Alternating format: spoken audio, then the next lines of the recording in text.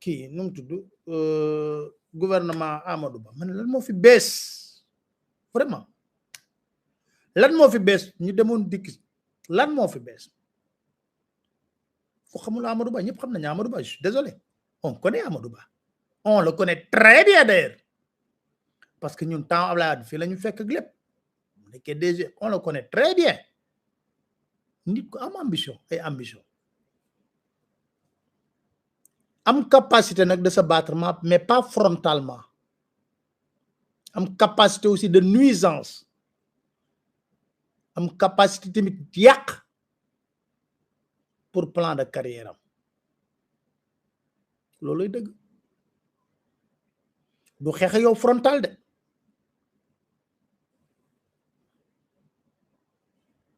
il est très fort dans ça am na ay groupe am nag ak ses hommes poste bi mu nekk nii nag xam nga rek circonstance Mimi dem na effectivement li mu wax dëgg la jour bi muy ñëw foofu palais la doog a yëg na moom mooy premier ministre mooy choix bi choix bu mënul ñàkk ndax bañ créé woon front ci biir APR bon xam nga loolu bu ma ci wax prononcé ma ne ko du ma ci bëgg a sori parce que seen mbiri bopp la tey na nag fauteuil bi mu doon gën a lorñe dans sa carrière politique la toog muy primature à l'épreuve on jugera waaye rek li ma ci jaaxal te jaaxal sénégalais yëpp ñu ne gouvernement de combat ma xam ne réew mi fu mu toll ci ay jafe-jafe benn combat moo fi war a am c'est la prise en charge véritablement des problèmes des Sénégalais te yàlla xam na ne bëri na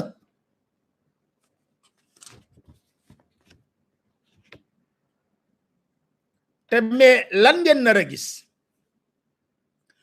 ministre yoo xam ne bu ñu demee ci plateau télévision yi dañuy rivaliser insolence